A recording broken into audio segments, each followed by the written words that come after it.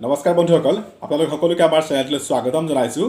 বন্ধুসকল, এজন বন্ধুৰ প্ৰশ্ন আছিলে যে ল অফ এট্ৰেকশ্যন বা ল অফ ইউনিভাৰ্ছ বা বাস্তুশাস্ত্ৰ, নিউমেৰলজি, এষ্ট্ৰলজি ইত্যাদিত এনেকৈ প্ৰক্ৰিয়া আছে নেকি যি প্ৰক্ৰিয়া ব্যৱহাৰ কৰিলে মই যি বিচাৰোঁ তাকে লাভ কৰোঁ।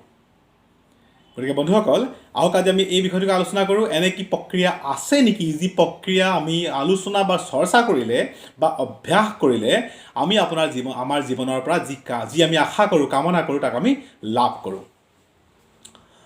বাস্তুশাস্ত্ৰৰ কথাই কওক আপুনি বা নিউমেৰলজি, এষ্ট্ৰলজি যিকোনো তত্ত্ববিলাকৰ কথাই কওক, এই তত্ত্ববিলাকে আপোনাৰ জীৱনৰ লাগতিয়াল যিবিলাক বিষয় বা আপোনাৰ জীৱনত যিবিলাক প্ৰয়োজনীয় বিষয়, এই বিষয়বিলাকক আপোনাক বিভিন্ন সময়ত আপোনাক বিভিন্ন দিশ পৰামৰ্শ দিয়ে যাতে আপোনাৰ জীৱনৰ আশা আকাংক্ষাবিলাক পূৰ্ণ হয়।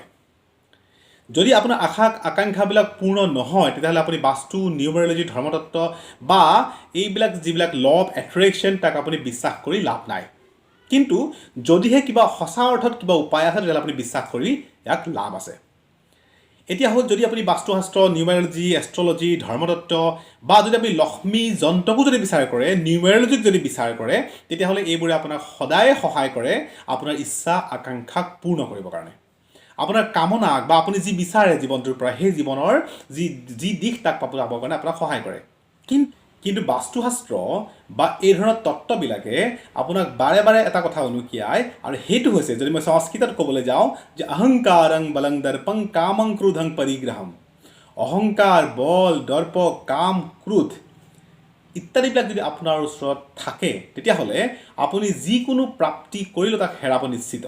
আপুনি যিকোনো পাব পাৰে, আপুনি যি এষ্ট্ৰলজি ইউজ কৰি হওক, বাস্তু ইউজ কৰি হওক, নিউমেৰলজি ইউজ কৰি হওক, আপুনি সকলোৱে লাভ কৰিব। কিন্তু যদিহে আপোনাৰ এই ধৰণৰ বেয়া গুণবিলাক থাকে তেতিয়াহ'লে আপুনি কোনো দিশতে অগ্ৰগতি হ'ব নোৱাৰে বা কোনো দিশতে আপুনি সফলতা পালেও বিফল হোৱাটো নিশ্চিত।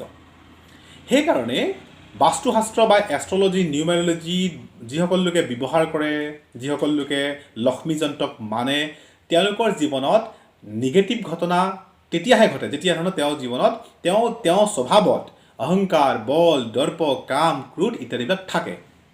কিন্তু যদি এই গুণবিলাক তেওঁ নিয়ন্ত্ৰণত ৰাখিছে, অৰ্থাৎ তেওঁ তামসিক, সাত্বিক আৰু ৰাজসিক এই তিনিটা গুণৰ বেলেঞ্চ কৰি তেওঁ সাত্বিক গুণৰ অধিকাৰী হৈছে, তেতিয়াহ'লে সেই মানুহজনৰ জীৱনত তেওঁ আশা কৰা, তেওঁ কামনা কৰা, তেওঁ জীৱনটো যি ধৰণে পৰিচালনা কৰি যি ধৰণে লৈ যাব বিচাৰিছে তেওঁ সেইখিনি লাভ কৰে বুলি কোৱা যায়। এতিয়া ল অফ এট্ৰেকশ্যনৰ তাকে কয়। ল অফ এট্ৰেকশ্যনৰ মতে হ'ল যে আপুনি যি বিচাৰিছে সেয়াই আপুনি লাভ কৰিব যদিহে সঠিক দিশত আপুনি লৈ গৈছে জীৱনটো। কাৰণ মানুহে সেইখিনি বস্তুৱেই বিচাৰে যিখিনি বস্তু তেওঁৰ জীৱনত লাগতিয়াল বা যিখিনি তেওঁ সম্ভৱ হয় বা যি সাধাৰণতে মানুহে তেওঁৰ জীৱনত প্ৰয়োজন আছে। এষ্ট্ৰলজি বা লক্ষ্মী যন্ত্ৰ বা বাস্তুশাস্ত্ৰ, নিউমেৰলজি আপোনাক 9টা বিষয়ত বাৰে বাৰে কয়। 9টা বিষয় আপোনাৰ জীৱনৰ 9টা ছাবজেক্ট, যি ছাবজেক্ট আপুনি যদি সঁচা অৰ্থত প্ৰেক্টিছ কৰে, অভ্যাস কৰে, সেইকেইটা প্ৰাপ্তি কামনা কৰে, তেতিয়াহ'লে আপোনাক নিশ্চিতভাৱে আপোনাক লাভ কৰে, সুখ প্ৰদান কৰে, পাব আপুনি। সেই 9টা বিষয়ে প্ৰথমতে আপোনাক মই কৈ লওঁ আকৌ, তাৰপিছত আমি আলোচনা কৰিম কি প্ৰক্ৰিয়া আপুনি অৱলম্বন কৰাটো প্ৰয়োজন। প্ৰথম বিষয়টো হৈছে আপুনি এষ্ট্ৰলজি, বাস্তুশাস্ত্ৰ সকলোৰ মতে প্ৰথম বিষয়টো হৈছে আপুনি আপোনাৰ যি ধন সম্পত্তি সেয়া লাভ কৰাটো বিচাৰে। আপুনি কামনা কৰে আপোনাৰ মান সন্মান লাভ কৰক। আপুনি কামনা কৰে আপোনাৰ আৱেগ ইত্যাদিবিলাক সুন্দৰ হওক। আপুনি কামনা কৰে আপোনাৰ গুৰুৰ কৃপা থাকক। আপুনি আশা কৰে আপোনাৰ পৰিয়ালটো সুন্দৰ হওক। আপুনি আশা কৰে আপোনাৰ সতি সন্ততি ভাল হওক। আপুনি আশা কৰে এটা সুন্দৰ স্বাস্থ্যৰ। আপুনি আশা কৰে জ্ঞান বুদ্ধি বিকাশ হোৱাটো। আৰু আপুনি আশা কৰে আপুনি যাতে সমাজ এখন লাভ কৰে, বন্ধুৰ সৈতে সুন্দৰ জীৱন আপুনি যাপন কৰিব পাৰে। এই 9টা বিষয়কে তাতে এষ্ট্ৰলজি, নিউমেৰলজি, বাস্তুশাস্ত্ৰ সকলোৱে ইয়াক কয়। এই 9টাই হৈছে আপোনাৰ জীৱনৰ মূল লাগতিয়াল বিষয় আপুনি এটা সাধাৰণতে বিচাৰে। এতিয়া এই যিবিলাক এষ্ট্ৰলজি বিচাৰতে হওক, নিউমেৰলজি বিচাৰ হওক, এই মানুহ এজনক যেতিয়া আপুনি তেওঁক কি কামনা কৰে এইটো কয়, তাৰ ওপৰত বেছ কৰি আপোনাক বিভিন্ন উপায় দিয়ে। উপায়বিলাক যদি আপুনি অনুকৰণ কৰে তেতিয়াহ'লে আপুনি নিশ্চয় ফলৱতী হ'ব, পাব আপুনি যি আশা কৰে বা যি কামনা কৰে আপুনি সেই দিশত আপোনাৰ জীৱনটো গতি কৰিব। যদি আপুনি চাইণ্টিফিকেলি চাই, ইয়াৰ এটাই মূল কাৰণ, সেইটো হৈছে আপোনাৰ অৱচেতন মনটো যি সক্ৰিয় হয় সেয়াই মূল কাৰণ। আপোনাৰ চেতন মন আৰু অৱচেতন মন, দুটা মন থাকে, এটা চেতন আৰু অৱচেতন। অৱচেতন মনৰ ইমান অফুৰন্ত শক্তি থাকে যে অৱচেতন মনক যদি আপুনি কিবা এটা কোডিং কৰে, কিবা এটা ইণ্ডিকেট দিয়ে, কিবা এটা যদি বাৰে বাৰে কয়, আপোনাক সেই দিশত আপোনাক সহায় কৰে।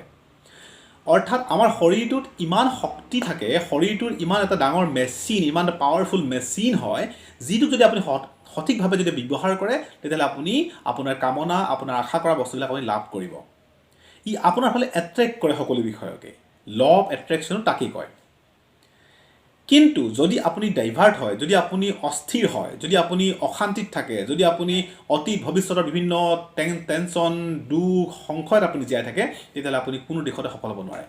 কাৰণ বৰ্তমান সময়ত যদি আপুনি থাকিব নোৱাৰে, তেতিয়াহ'লে আপুনি কেতিয়াও সফল লাভ কৰিব নোৱাৰে। কাৰণ অতীত আৰু ভৱিষ্যতবিলাকত যদি আপুনি খেলি মেলি বিশৃংখল হৈ থাকে, তেতিয়া আপুনি বৰ্তমানত কোনো কামেই আপুনি শুদ্ধই কৰিব নোৱাৰে। আনকি কি আপুনি বিচাৰিছে তাকো আপুনি নিজে স্পষ্ট নহ'ব, আপুনি স্পষ্টকৈ জনাব নোৱাৰিব, স্পষ্টকৈ ভাবিব নোৱাৰিব, স্পষ্টকৈ ক'ব নোৱাৰিব। যদি আপুনি কনফাৰ্মেই নহয় আপুনি কি বিচাৰিছে, তেতিয়াহ'লে আপুনি পাব কেনেকৈ? আপুনি প্ৰথম কনফাৰ্ম হ'ব লাগিব আপুনি কি বিচাৰিছে, তাৰপিছত আপুনি অভ্যাস কৰিব লাগিব যে বৰ্তমান সময়ত আহিবৰ কাৰণে অতীত ভৱিষ্যতৰ ভয়, অতীতৰ বিভিন্ন বেয়া ঘটনাবিলাকৰ মেমৰি, এইবিলাকক পাহৰি আহি বৰ্তমান সময়ত আপুনি আহিবলৈ চেষ্টা কৰিব লাগিব। বৰ্তমান সময়ত আপুনি নিজৰ আশা কামনাক আপুনি অন্ততঃ জনাব লাগিব।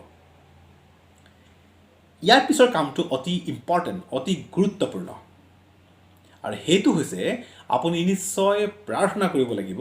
আৰু প্ৰাৰ্থনা কৰাৰ লগতে আপুনি নিজক লৈ কিছু পজিটিভ এফাৰ্মেশ্যন দিব লাগিব। অৰ্থাৎ পজিটিভ কিছুমান কথা আপুনি ক'ব লাগিব, সেয়াও প্ৰেজেণ্ট কণ্টিনিউৱাছ টেন্সত বৰ্তমান সময়ত ক'ব লাগিব। যেনেকৈ আপুনি আশা কৰিছে ধন লাভ কৰাটো, তো আপুনি নিজকে ইমেজিন কৰিব লাগিব, আপুনি ভাবিব লাগিব যে আপোনাৰ ওচৰত সেই বস্তু আছে।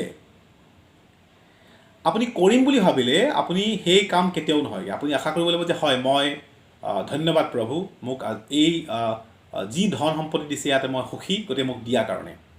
মোৰ ওচৰত অফুৰন্ত আছে, মোক মান সন্মান দিয়াৰ কাৰণে ধন্যবাদ, মোৰ ওচৰত এইখিনি মই পাইছোঁ। আপুনি ধন্যবাদ জ্ঞাপন কৰিব লাগিব, আৰু আপুনি তাক যে পাইছে তাৰ ফিলিং অনুভৱ কৰিব লাগিব। এই প্ৰক্ৰিয়াটোৱে আপোনাৰ ছাবকনচিয়াছ মাইণ্ডটোক, আপোনাৰ অৱচেতন মনটোক ইমান সক্ৰিয় কৰি তোলে, অৱচেতন মনটোক ইমান এটা ইণ্ডিকেট দিয়ে, এটা কোডিং কৰে, যাৰ ফলত আপোনাৰ অৱচেতন মনটোৱে আপোনাক সেই দিশত লৈ যায়, আপোনাক সেয়া প্ৰাপ্তিৰ দিশত লৈ যায়, আপোনাৰ দিশত সেই এট্ৰেকশ্যন হয়, আপোনাৰ দিশত সেই বিষয়বিলাকে আগমন ঘটে। আৰু ইয়াৰ ল অফ এট্ৰেকশ্যনৰ পাৱাৰ বুলি কোৱা যায়, ছাবকনচিয়াছ মাইণ্ডৰ পাৱাৰ বুলি কোৱা যায়, বা আপোনাৰ শৰীৰটোৰ কেপাচিটি বুলি কোৱা যায়। আপুনি ভাবিব পাৰে, এনেও ছায়েন্সে প্ৰমাণ কৰিছে, মই আগৰ ভিডিঅ'টো বাৰে বাৰে কৈছোঁ যে আপোনাৰ বডিত মোৰ দেন 70% ৱাটাৰ আছে, পানী আছে, আৰু পানীৰ মেমৰি কেপাচিটি আছে, স্মৰণ শক্তি আছে। আপুনি যি ক'ব পানীয়ে তাক মনত ৰাখে। আপোনাৰ শৰীৰটো 70% যিহেতু ৱাটাৰ, আপোনাৰ শৰীৰটোৰ প্ৰত্যেকটো কথাই মনত ৰাখে। গতিকে আমাৰ বডিত যি ৱাটাৰ থাকে, এই পানীৰ যি স্মৰণ শক্তি থাকে, যি কেপাচিটি তাক আপুনি ব্যৱহাৰ কৰিবলৈ শিকাটো প্ৰয়োজন। তাৰ কাৰণে প্ৰথম কাম বৰ্তমান মমেণ্টত আহিব লাগিব, আৰু 2 নম্বৰ কামটো হৈছে আপুনি আপোনাৰ শৰীৰটোক, আপোনাৰ মনটোক ব্যৱহাৰ কৰিব লাগিব। মন বুলি ক'লে ছাবকনচিয়াছ মাইণ্ড আৰু কনচিয়াছ মাইণ্ড, চেতন মন আৰু অৱচেতন মন।